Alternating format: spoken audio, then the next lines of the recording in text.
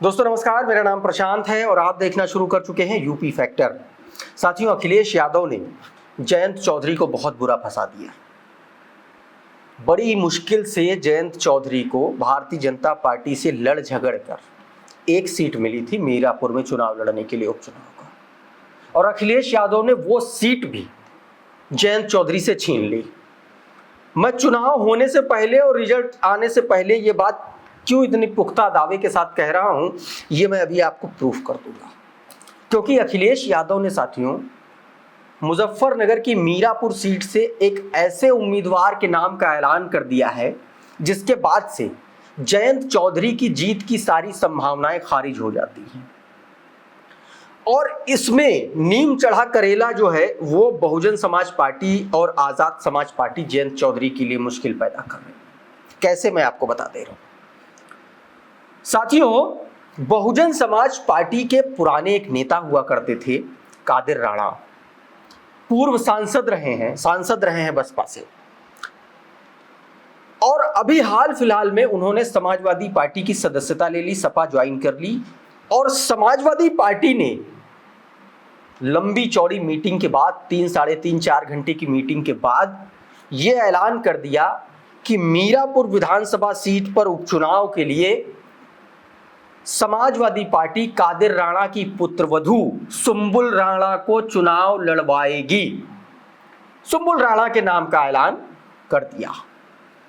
इस बैठक में अखिलेश यादव मौजूद थे। इस बैठक में मुजफ्फरनगर से जो सांसद हैं हरेंद्र मलिक सपा के, वो मौजूद थे। साथियों, इस बैठक में जिलाध्यक्ष जिया चौधरी मौजूद थे। इसके अलावा और भी तमाम सारे समाजवादी पार्टी के नेता पश्चिमी उत्तर प्रदेश के मौजूद थे और बहुत देर तक मंथन हुआ। मंथन के बाद यह तय हुआ कि कादिर राणा की जो पुत्रवधू हैं उनको टिकट दे दिया जाए, सुंबुल राणा को। शुरुआत में बात इस पर भी चर्चा हुई कि क्या कादिर राणा के बेटे जो हैं शाह मोहम्मद, उनको टिकट दिया जाता है। उस पर सब एक मत नहीं हो पाए, फिर सुंबुल राणा पर हुए तो सुंबुल राणा को टिकट मिल गया। सुंबुल राणा कौन है? सुंबुल राणा सिर्फ कादिर राणा की पुत्रवधू नहीं है।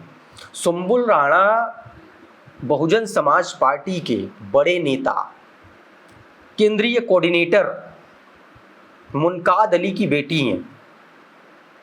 कादिर राणा पुराने और बड़े दिग्गज बसपाई रह चुके हैं पश्चिमी उत्तर प्रदेश के। अब सुंबुल राणा को टिकट देने के बाद ये चर्चाएं हो गई हैं कि समाजवादी पार्टी ने जयंत चौधरी की मटिया मेट कर दी मीरापुर में। मीरापुर जो सीट चंदन चौहान आरएलडी ने जीती थी 2022 में समाजवादी पार्टी के गठबंधन के साथ, वो सीट समाजवादी पार्टी अब जयंत चौधरी से छीनने जा रही है। कैसे छीनने जा रही है साथियों? 22 में जब चंदन चौहान जीते थे तो सपा और आरएलडी का गठबंधन था और बहुत बड़े अंतर से चंदन चौहान नहीं जीते थे। अब आरएलडी जो है वो जा चुकी भाजपा के साथ। चंदन चौहान ये सीट छोड़ करके सांसदी लड़े थे, बिजनौर से सांसद वो बन गए और अब मीरापुर में चुनाव है। पहली दिक्कत, पहली चुनौती जयंत चौधरी के सामने क्या, मैं बताता हूं। सबसे पहली बात तो जिस पृष्ठभूमि से सुंबुल राणा और कादिर राणा जैसे लोग आते हैं, ये दलित फैक्टर की पृष्ठभूमि है और इस सीट पर साथियों 19 से 20% तक दलित वोटर हैं। तीसरी सबसे बड़ी कम्युनिटी जो है वो दलितों की है। इस सीट पर 38% मुस्लिम हैं और इसी सीट पर 37% जाट, ओबीसी, जाट नहीं ओबीसी, और इस ओबीसी में जाट बाहुल्य है। अखिलेश यादव ने मुस्लिम सीधे तौर पर जो 38% उस पर और जो 19% दलित हैं 20% उस पर दांव लगा दिया। यानी कि सुंबुल राणा का फेस कादिर राणा की बसपा की पृष्ठभूमि, कैडर की पृष्ठभूमि, दलित वोटर्स को जोड़ा और समाजवादी पार्टी के साथ जुड़ा हुआ, ट्रेडिशनली जुड़ा हुआ मुस्लिम वोटर्स। तो सीधे तौर पर 37-10-47 और 10-57% वोट साथ लिया। अब आप कहेंगे कि ओबीसी जो 37% है, बिना उसके कैसे काम चलेगा, तो मैं आपको बता देता हूं। 2024 में 2 सीटों पर समाजवादी पार्टी के जो सांसद जीते, जिनकी सीमाएं मुजफ्फरनगर से लगती हैं, यानी कि वहां की पॉलिटिक्स मुजफ्फरनगर को प्रभावित करती वो सीटें हैं। मुजफ्फरनगर खुद जो लोकसभा सीट है, जहां से संजीव बालियान केंद्रीय मंत्री भारतीय जनता पार्टी के, उनको हराया हरेंद्र मलिक ने, समाजवादी पार्टी की जो सांसद, जो इस बैठक में भी थे। दूसरी इकरा हसन कैराना से सांसद है और कैराना सीट पर जाट और मुस्लिम का गठजोड़ चलता है और दोनों ने मिल करके जिताया। किसी एक कम्युनिटी से सपा वहां जीत नहीं सकती थी।